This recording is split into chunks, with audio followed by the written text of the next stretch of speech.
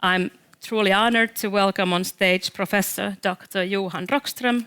Please, the stage is yours while Thank you you start. so much, Anna, and President Niinistö, ministers, colleagues, friends. It's a privilege to be here. What I want to do is basically follow on Antti Herlin's point that to provide the scientific arguments why Finland has to accelerate in the green transition, but also put this in the context of President Niinistö's point that we are in a very turbulent phase in the world today. It's a question of sitting still in the boat and staying aligned with science will be my argument in short. I would argue that the starting point for this is clearly that the most important message from science to humanity over the past 30 years is that we've entered a whole new geological epoch. We are exiting the Holocene, the stable phase of the planet where we've developed civilizations since the last ice age 12,000 years ago, and we're now in the Anthropocene. Anthros, humans for Greek. We're now, in terms of scale and speed and interconnectivity, the dominating force of change on planet Earth. This is actually interplaying with the four crises we're facing. So President Niinistö's point about instability is actually we're seeing that a pandemic is a zoonosis. It's a virus that spills over from wildlife by domestic animals to humans. Have you seen the hockey stick of rising zoonosis in the world? It's the same hockey stick as for carbon dioxide and loss of biodiversity. And of course, it doesn't help that we have a climate crisis and an ecological crisis intimately interacting when we need, as President Niinistö points out, trust more than ever. We're in an all-time low because of the war in Ukraine. So we have to take this situation really seriously in terms of the challenges we're facing. This is a curve we all know. 2022 is now confirmed, the fifth warmest year on record. It is a very scientifically dramatic year because not only have we reached 1.2 degrees Celsius of global mean surface temperature rise, which is the warmest temperature since we left the last ice age. We've kind of crashed through the warmest since we started civilizational journey. But you see here two high points, which are El Niño events, which release heat from the ocean and leads naturally to higher, warmer temperature. The last 3 years are La Niña years. So they should have been cooling us. We should have seen kind of lower temperatures. But the latest NOAA projections is that 2023 and 2024 are very likely to be El Niño years. So we are at risk of bumping up to 1.5 degrees Celsius temporarily already in the near future. This is something we should be prepared for, that this will lead to even more extreme events, but also put into question, are we able to deliver on the Paris Agreement? And my argument is that we have to stay very, very aligned and continue to aim for 1.5, even if we see jumpy rides in the short term. The data on biodiversity loss and nature degradation is equally strong and unequivocal. To me, the most dramatic numbers is really that we see now that almost 70% of the populations of vertebrates around the world have been lost since 1970. This is losing key resilience and human well-being delivery for humanity across all sectors, but it's also undermining the ability of the planet to buffer climate change, and I'll come to that in a moment. This is now being recognized increasingly, and you all know this from the World Economic Forum's classic global risk report each year. This is the 2023 version that was released just 2 weeks back in Davos. 2,000 CEOs assessing the risks for their businesses and for the economy. And what I find so incredibly valuable of this year's report is that on the short term, you see this mix of how environmental risks are interplaying with social risks and interplaying with major geopolitical risks, just proving the case. And the big word in Davos, as some of you may, who were there, recognized, is polycrisis. Polycrisis is that we are now simultaneously having multiple crises, the climate crisis, an ecological crisis, a geopolitical crisis, energy and inflation crisis, a food insecurity crisis, that interacts and reinforces each other. And that is the situation that we now need to tackle. And just to close this kind of little intro part, just to say that there's so much at stake. This is, I think, the last year's most dramatic scientific paper that came out, showing for the first time what risks are we facing in terms of social instabilities. In color here, you have the classic fragility map of the world.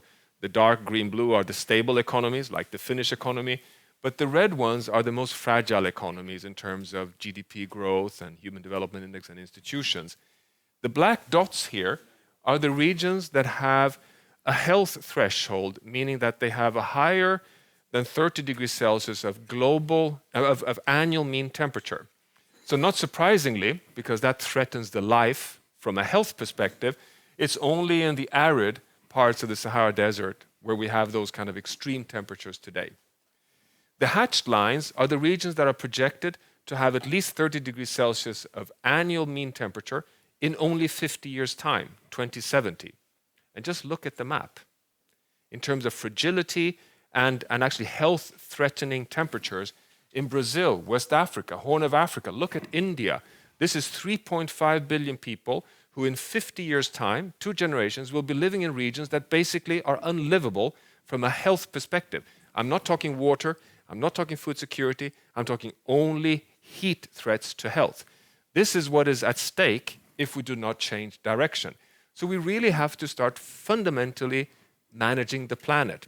The IPCC, the Intergovernmental Panel on Climate Change, which is the floor we all stand on, this is the consensus across the scientific community, have agreed to this and have now pointed the direction.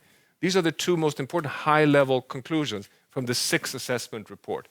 Number 1, climate change is already today affecting human well-being, but also the planetary stability, the health of the entire planet. So this is now aligned with the planetary boundary science that we published already in 2009. But also, very importantly, it's not enough to only phase out fossil fuels. It's equally important to keep the carbon sequestration capacity in nature intact. The debate on the Finnish forest is right at the heart of that.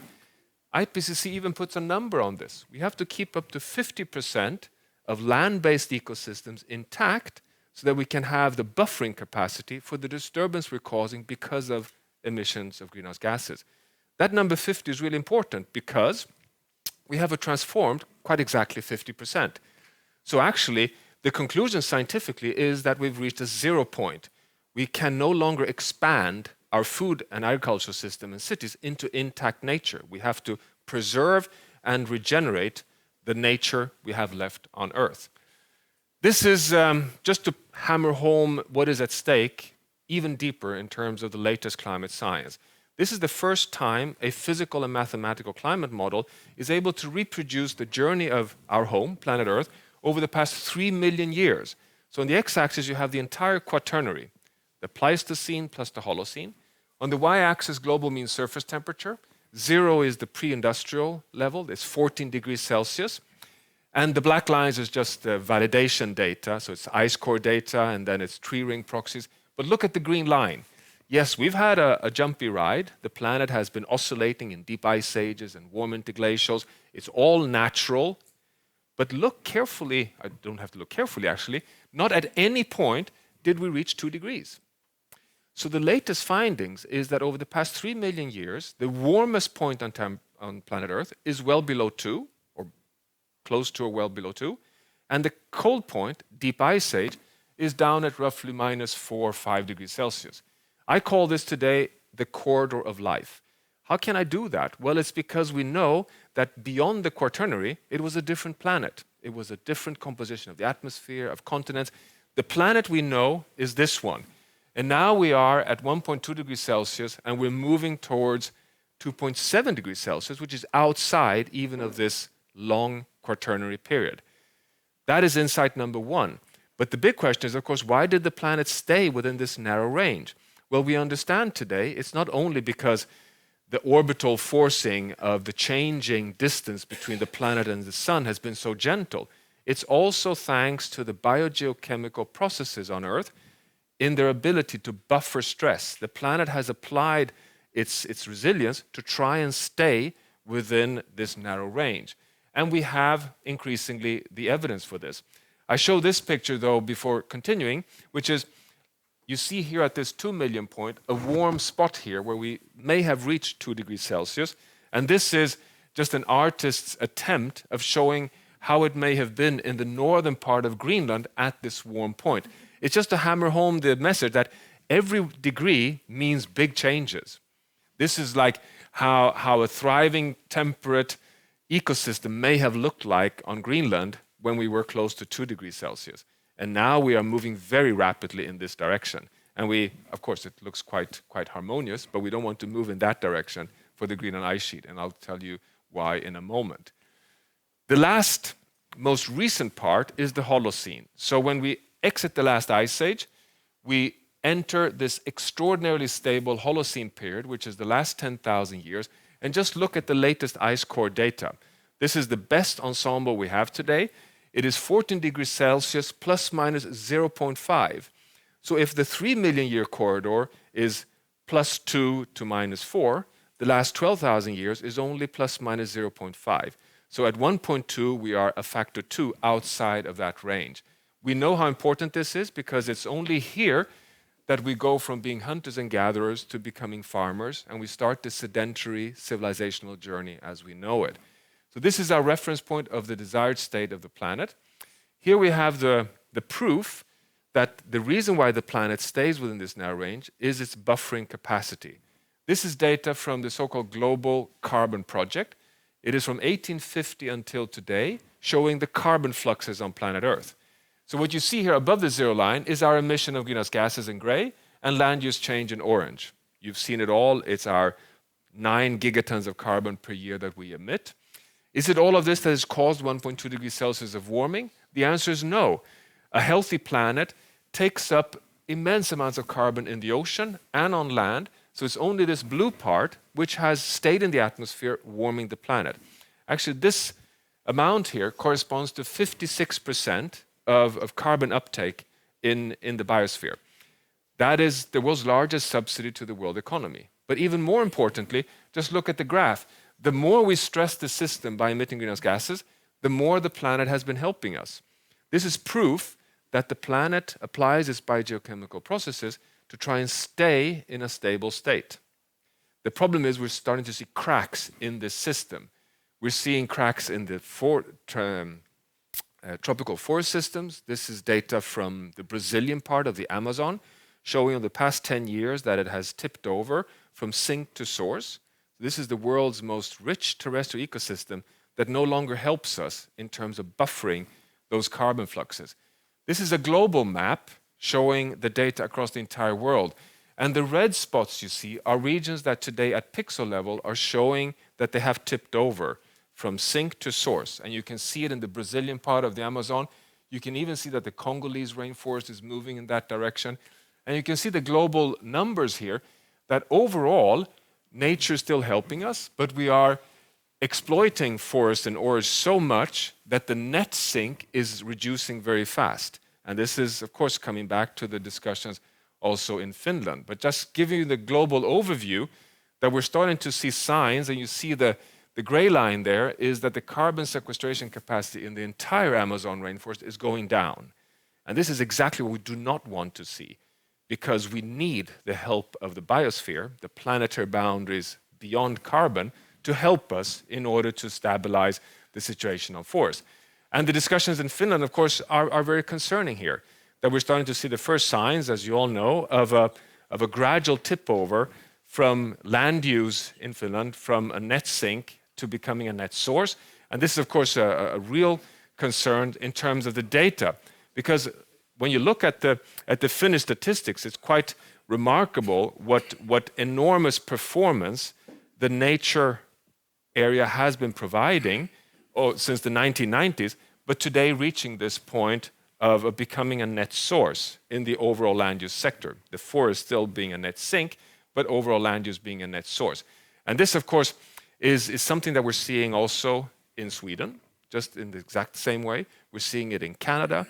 We're seeing it in parts of probably, but data are very scant in Russia, and we're seeing in the tropical rainforest systems. So I think this is an area where we need, this is same data for Germany. You see gradually losing its carbon sink in forest systems. Why is this happening? Well, it's a combination of overlogging combined with higher extremes of droughts and floods and fires, and disease patterns, particularly bark beetle outbreaks, which of course together lead to these trend lines, which gives us a more brittle carbon sink in the biosphere. We're working, and this is an unpublished work, on mapping all these forest systems in the world. On the left here, the big biome systems. We have today evidence that the boreal, temperate, and tropical forests are the big carbon sink providers. These are the areas that Finland and Scandinavia are in.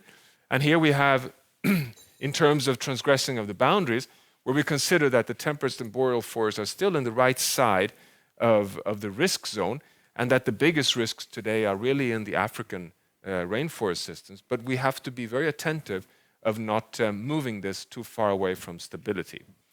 Now I want to move over to how does this potentially play out if we push these systems too far. We have more and more evidence that tipping points are real, meaning that when you degrade a natural system or an ice sheet, it can cope up to a certain point until the system crosses a threshold when it moves from being dampening change to self-amplifying change and can then irreversibly move in the wrong direction.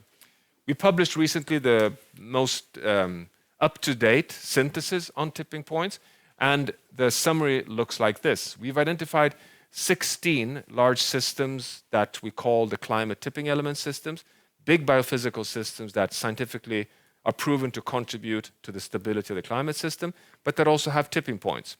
A rainforest pushed too far can tip over and irreversibly move into becoming a savanna. The ones that I want you to look at particularly are the ones with dark red, which are the ones that show scientific evidence of being at risk at the lowest temperature levels. And this is summarized in an IPCC type assessment called the red embers diagram. So the darker the red, the higher the scientific confidence of crossing a tipping point. And the dashed lines here are the average points. And you see the deep red line here is 1.5 degrees Celsius, showing that 4 of them are on average likely to cross their tipping points already at 1.5 degrees Celsius of global warming. And these are the Greenland ice sheet, the West Antarctic ice sheet, tropical coral reef systems, and boreal permafrost. This is giving tremendously strong scientific support for the Paris Climate Agreement, that we really need to take this seriously, of holding on to 1.5 and aiming to land there, because if we cross these tipping points already at 1.5, just the Greenland ice sheet and the West Antarctic ice sheet together hold 10 meters sea level rise. 10 meters. Not that it would occur overnight, of course. It could take 500 years, but it would be irreversible. And this is something that we have to take very seriously. Now, this work has been to some extent criticized actually on forest systems, because we show, as I didn't mention, but the Amazon rainforest is here with a risk roughly at 3 degrees Celsius, but the ecologist tells us that's not correct, because the Amazon rainforest is at risk of tipping over much earlier because of the combined effect of climate change and deforestation. And this is something that we also have to consider clearly in the rainforest and forest debate. We also show that these tipping element systems are interconnected, that the Greenland ice sheet is slowing down the overturning of heat in the North Atlantic, which changes rainfall over one other tipping element, the Amazon, which impacts on the accelerated pace of melting of the West Antarctic ice sheet. So they're interconnected, moreover, which means that we need a guide, a scientific guide, which the Planetary Boundary Framework provides, because what it tries to do is to define the safe operating space to keep ourselves away from tipping points. And we've identified the 9 big systems that regulates the stability on the Earth system. And here is for you, that's the latest update. It's not published yet, so it's for your eyes only, so to say, showing we've quantified all the 9, showing that 6 of the 9 are outside of their safe space. And that is a key insight, that it's not only climate, it's also biodiversity, fresh water, nitrogen and phosphorus, and forest or land system change, and that we are outside of the safe space for all these biosphere boundaries. So we have to come back to the safe space to deliver on the Paris Agreement on all these to have a chance of a safe landing. Scientifically, we're trying to develop an IPCC for the planet called the Earth Commission. We presented the first results of this Earth Commission at the World Economic Forum, where we're taking not only the planetary boundaries on safety, but also on justice on board. We're trying to map out what are the significant harm levels that people in the world can cope with. And we gave a peer review on this in Davos. There's actually a video link that can be looked upon to look at those findings. We hope that they will come out in public domain very soon. And the key conclusion here is that 1.5 degrees Celsius is not a political goal. It's really a physical limit that we have to take very seriously. And I just want to close by saying that we now have also the nature guidance established here thanks to the Kunming-Montreal Global Biodiversity Framework. So 1.5 is a physical limit. We have it in place in the Paris Agreement. Now we also have the halting and reversing biodiversity by 2030 locked into the Global Biodiversity Framework. And that is really good because it gives us the journey of starting to really think about nature and climate together. And I think that is something that we can help us in the transformation pathways to the future. And I know that you're off to a vote in Parliament here. Therefore, I'll stop with that to say that it is nothing less than transformations for a safe and just landing within these scientifically based planetary boundaries. And there's a lot of guidance for that from science to policy and business in the world. Back to you. Thank you.